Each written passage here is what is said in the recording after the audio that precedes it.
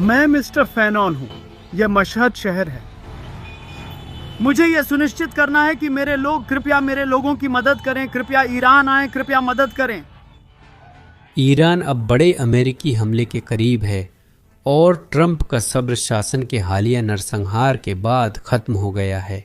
Iran में अमेरिकी virtual दूतावास वहां मौजूद अमेरिकियों को तुरंत देश छोड़ने की सख्त चेतावनी दे रहा है। वे सलाह दे रहे हैं कि लोग जमीन के रास्ते आर्मेनिया या तुर्की भाग जाएं, क्योंकि जल्द ही यात्री विमानों की जगह मिसाइलें आ सकती हैं और ईरान से आ रही ताज़ा आंकड़े सच में आपको डरा सकते हैं।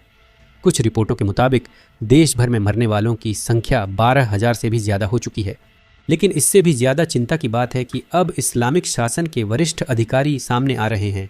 स्वास्थ्य मंत्रालय के एक वरिष्ठ अधिकारी ने नाम न बताने की शर्त पर बताया कि देश भर में करीब 3,000 लोग मारे जा चुके हैं। एक अन्य सरकारी अधिकारी ने भी इसकी पुष्टि की। उन्होंने कहा कि उन्होंने खुद एक आंतरिक रिपोर्ट देखी है जिसमें कम से कम 3,000 मौतें दर्ज हैं और चेतावनी दी कि यह संख्या अभी भी बढ़ रही है। यह स्पष्ट है कि इस्लामी शासन ने अपनी सुरक्षा बलों को विद्रोह को कुचलने के लिए किसी भी आवश्यक तरीके से पूरी छूट दे दी है। वीडियो फुटेज और चश्मदीद गवाहों के बयान दिखाते हैं कि revolutionary guard units, buses militia और फराजा पुलिस भीड़ पर अंधाधुंध फायरिंग कर रहे हैं, जिनमें असॉल्ट राइफलें, धातु की छर्रों से लदी शॉटगन और छतों पर तैनात स्नाइपर्स शामिल हैं।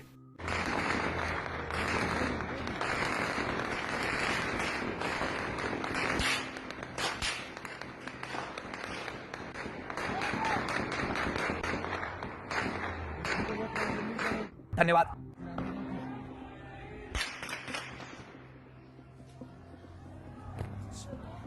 पहले 2 हफ्तों में करीब 11,000 लोगों को हिरासत में लिया गया, जिनमें 14 साल तक के बच्चे भी शामिल हैं और यहां तक कि डॉक्टरों और मेडिकल स्टाफ को भी सिर्फ इसलिए निशाना बनाया जा रहा है ताकि वे घायलों का इलाज न कर सकें।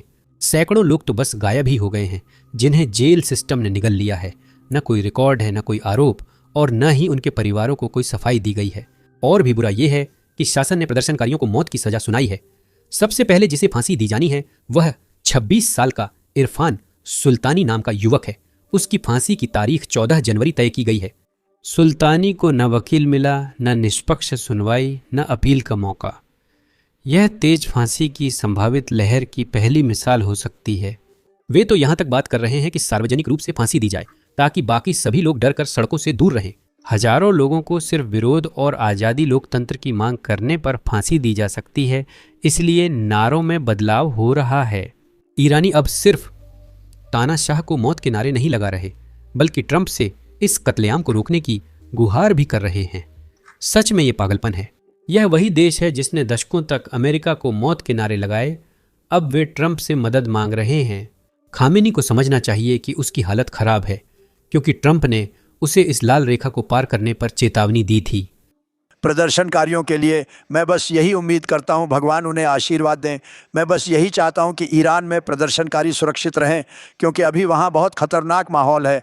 मैं फिर कहता हूं, ईरानी नेताओं को गोली नहीं चलानी चाहिए, वरना हम भी जवाब देंगे। शुरुआत में सुरक्षा बल नरम रहे, पर प्रदर्शन बढ़ने पर खामेनेई ने सख्ती का फैसला किया। 9 जनवरी को उन्होंने भाषण में प्रदर्शनकारियों को कचरा कहा और कार्रवाई तेज करने की बात कही। हर किसी को पता होना चाहिए कि इस्लामी गणराज्य लाखों सम्मानित लोगों के खून से सत्ता में आया। इस्लामी गणराज्य उन लोगों के सामने पीछे नहीं हटेगा जो तोड़फोड़ करने वाले हैं।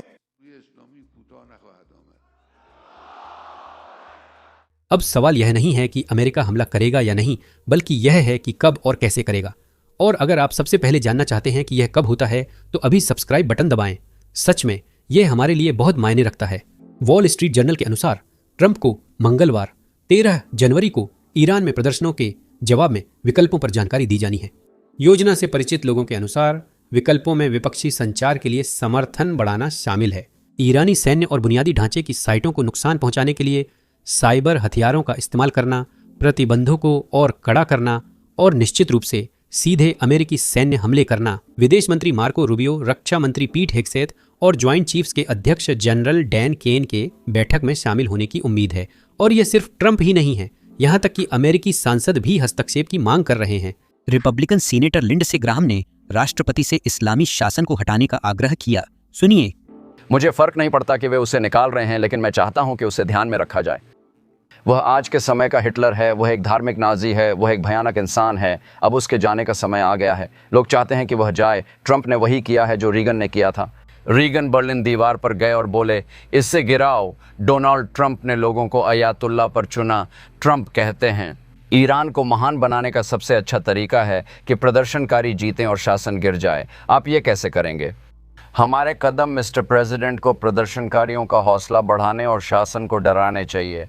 अगर मैं आपकी जगह होता मिस्टर प्रेसिडेंट, तो मैं हत्यारे नेताओं को खत्म कर देता। आपको ये रोकना ही होगा। वास्तविकता की बात करें तो न्यूयॉर्क टाइम्स के अनुसार अमेरिका ईरान पर पूरी तरह से हमला करने के लिए अभी तैयार नहीं है, कम से कम फिलहाल तो नहीं। पेंटागन ने ट्रंप से अतिरिक्त समय मांगा ताकि वे पर्याप्त सेना जुटा सकें और एक ऐसा हमला सावधानीपूर्वक योजना बना सकें जो वास्तव में ईरानी शासन को पंगु बना दे। एयरक्राफ्ट कैरियर और उनके स्ट्राइक ग्रुप अमेरिका की सबसे बड़ी सैन्य ताकत हैं, लेकिन अभी अमेरिकी नौसेना के पास ऐसा कोई कैरियर तैनात नहीं है। उसके 11 सक्रिय एयरक्राफ्ट कैरियर में से 7 अमेरिका में ही रख रखाव या ईंधन भरने के लिए फंसे हुए हैं। एक कैरियर कैरिबियन में अमेरिकी ऑपरेशनों के तहत वेनेजुएला के खिलाफ तैनात है। 3 कैरियर सुदूर पूर्व में हैं, 2 जापान के पास और एक दक्षिण पूर्व एशिया में। अभी तक इनमें से कोई मध्य पूर्व नहीं जा रहा। अगर ऐसा हुआ भी तो असली कार्रवाई से पहले उनके पहुंचने में कई दिन लगेंगे। अमेरिका को सबसे पहले वहां और ज्यादा ताकत तैनात करनी होगी, सिर्फ ईरान में निशाना साधने के लिए ही नहीं, बल्कि क्षेत्र में अमेरिकी सेनाओं और सहयोगियों की सुरक्षा के लिए भी। कुछ अधिकारियों के अनुसार ट्रंप की बड़ी बैठक से पहले ईरान की स्थिति पर विशेष प्रतिक्रिया के लिए एजेंसियों को उनके सुझाव मांगते हुए झापन भेजे जा रहे हैं। फिर भी एक विमान वाहक पोत की अनुपस्थिति का मतलब यह नहीं है कि अमेरिका बेबस है। भले ही कोई पोत तट के पास न हो, अमेरिकी वायु शक्ति पहले से ही हमले की दूरी के भीतर है और विनाशकारी प्रहार करने के लिए तैयार है। अमेरिका के ठिकाने ईरान को चारों ओर से घेरे हैं। कतर का अल उदीद, यूएई का अल दाफरा हमलावर विमानों से भरे हैं। तुर्की का जेरलिक सामरिक परमाणु हथियारों के लिए प्रसिद्ध है और कुवैत, बहरीन, इराक, जॉर्डन में भी रणनीतिक हवाई अड्डे हैं। हमेशा दर्जनों अमेरिकी फाइटर जेट और बम वर्षक इन ठिकानों पर पूरी तरह से लैस तैयार रहते हैं, बस वॉशिंगटन के आदेश का इंतजार करते हैं। इजराइल के प्रधानमंत्री नेतन्याहू अपने सैन्य कमांडरों संग आपात बैठकें कर रहे हैं। इजराइल को ईरान के परमाणु और मिसाइल कार्यक्रमों में गहरी रुचि है और उसकी वायु सेना फिलहाल हाई अलर्ट पर है। अमेरिकी और इजरायली योजनाकार चर्चा कर रहे हैं कि अगर ईरान की सरकार गिरती है या कुछ हताशा में करती है तो वे कैसे समन्वय करेंगे। नेतन्याहू को सबकी जानकारी है। हमारे लिए असली चिंता अमेरिका के डूम्सडे प्लेन का अचानक दिखना है। जनवरी 2026 की शुरुआत में कैलिफोर्निया और वॉशिंगटन में प्लेन स्पॉटर्स ने Boeing ER-B night watch national airborne operation centre देखा। दुनिया में सिर्फ 4 विमान हैं जो इलेक्ट्रोमैग्नेटिक पल्स, परमाणु विस्फोट और थर्मल रेडिएशन सहने में सक्षम हैं। इनका मुख्य उद्देश्य सबसे खराब परिस्थितियों में सरकार की कमान और नियंत्रण की निरंतरता सुनिश्चित करना है। ये एक मोबाइल पेंटागन या व्हाइट हाउस की तरह काम करते हैं। ER-B को प्रमुख नागरिक हवाई अड्डों पर देखना अमेरिका में बहुत ही दुर्लभ है, खासकर अगर जमीन पर बने केंद्र नष्ट हों या समझौता हो जाए।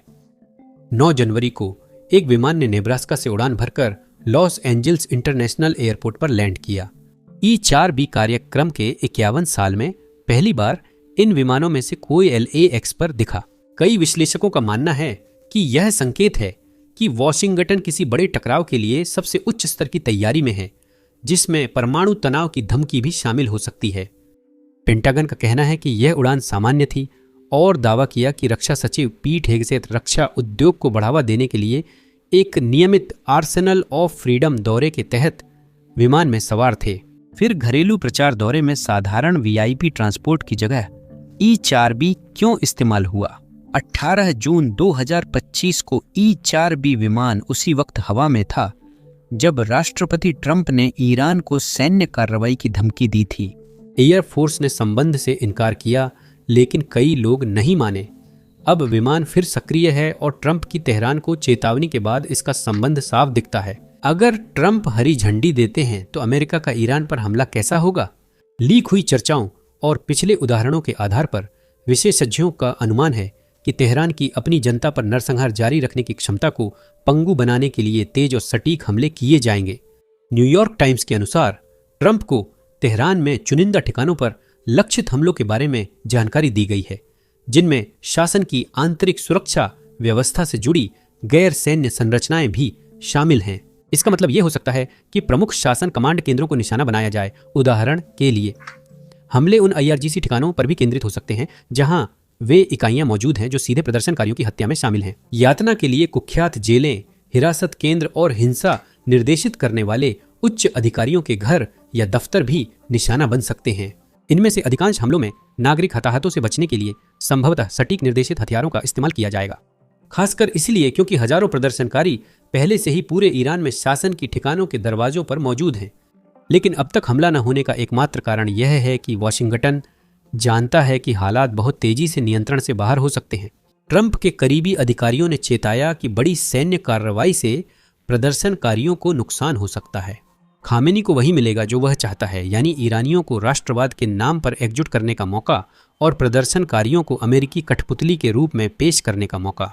खामेनी लगातार कह रहे हैं कि यह विद्रोह क्राउन प्रिंस गेजा पहलवी और अमेरिकी सरकार की साजिश है।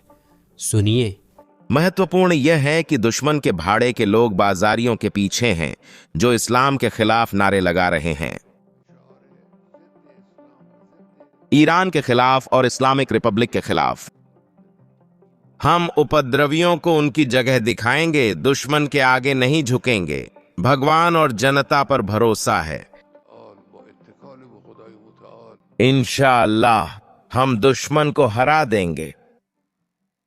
ईरानी राष्ट्रपति मसूद पजेश्कियान ने टीवी पर कहा कि अमेरिका और इजराइल ने देश में आतंकवादी भेजे हैं ताकि हिंसा फैलाई जा सके। उन्होंने दोनों समूहों को देश विदेश में प्रशिक्षित किया और बाहर से आतंकवादी लाए। वे रास्ते और बाजारों में मस्जिदों को आग लगा रहे हैं, उनके साथ ऐसा बर्ताव किया। ऐसे लोगों की संस्कृति वाले समाज में क्या मुसलमान ऐसे लोगों को अपने समाज में स्वीकार करेंगे? फिर उन्होंने लोगों को राइफल, भारी हथियार, मशीन गन से मारा। कुछ को आग लगाई, सिर काटा और कुछ को जिंदा दफना दिया। ये खबर सुनकर लगता है कि ये हमारे देश के लोग नहीं हैं। हजारों मौतों के बावजूद ईरान के राष्ट्रपति मस्जिदों के जलने पर ज्यादा नाराज हैं। दुर्भाग्य से 350 से अधिक मस्जिदें पहले ही जल चुकी हैं और शासन ने और भी घिनौना रवैया अपनाया है। वे राष्ट्रीय टीवी पर बॉडी बैग्स दिखा रहे हैं और झूठ फैला रहे हैं कि ये अमेरिकी इजरायली साजिश का शिकार हैं।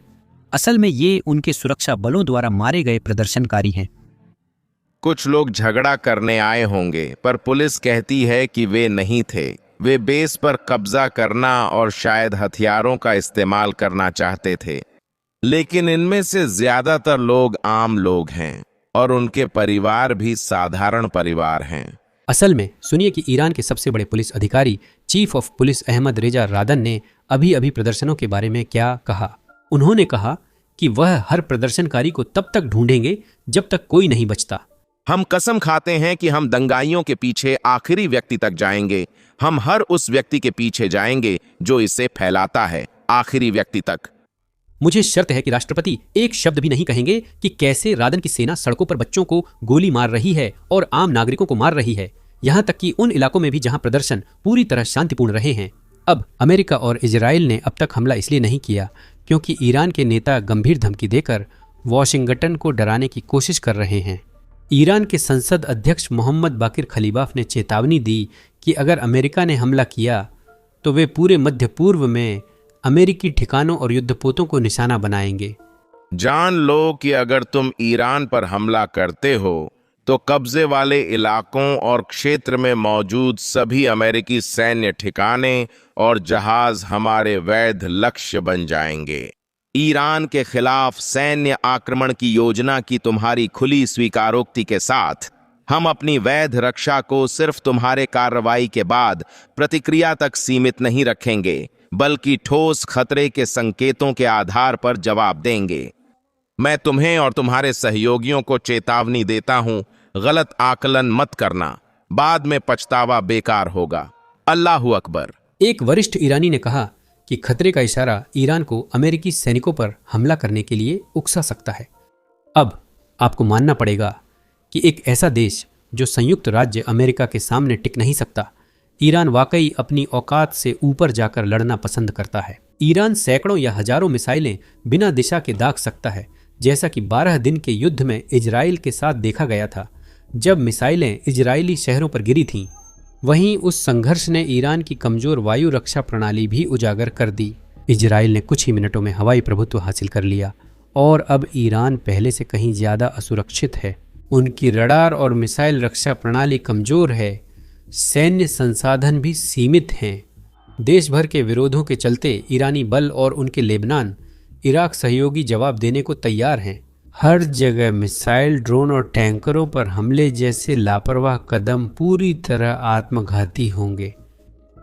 लेकिन अगर आयतुल्लाह सच में मानते हैं कि उनका शासन गिरने वाला है, तो हो सकता है कि वह इतने पागल हो जाएं कि मध्य पूर्व में एक पूरी तरह से युद्ध छेड़ दें। ईरान ने अमेरिका से बातचीत के लिए संपर्क किया है।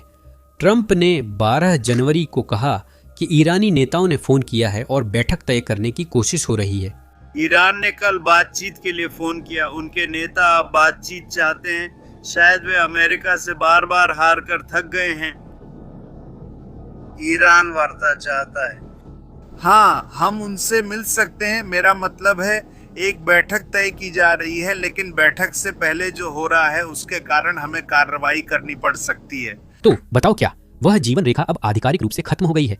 13 जनवरी को ट्रंप ने ट्रुथ सोशल पर जाकर सार्वजनिक रूप से ईरानियों से विरोध जारी रखने, अपने सरकारी संस्थानों पर कब्जा करने और हथियारों व अत्याचारियों के नाम इकट्ठा करने का आग्रह किया। उन्होंने वादा किया है कि अमेरिका इसकी कीमत चुकाएगा।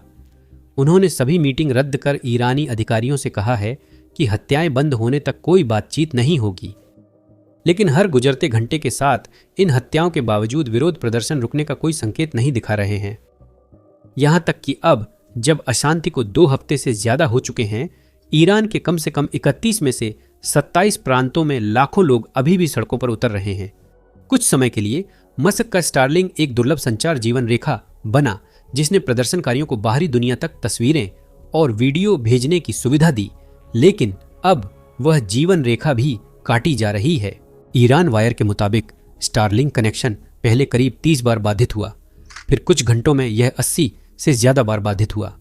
हालांकि ऐसी रिपोर्टें हैं कि ईरान के अंदर दसियों हजार स्टारलिंक यूनिट्स काम कर रही हैं, लेकिन ब्लैकआउट अब सैटेलाइट कनेक्शन तक भी पहुंच गया है। ईरान वायर के मुताबिक विशेषज्ञ मानते हैं कि ईरानी शासन ने स्टारलिंक सैटेलाइट्स को जाम करने के लिए मिलिट्री ग्रेड किल स्विच सक्रिय किया है। यह तकनीक बहुत उन्नत है और शायद रूस या चीन ने इस्लामी शासन को दी है।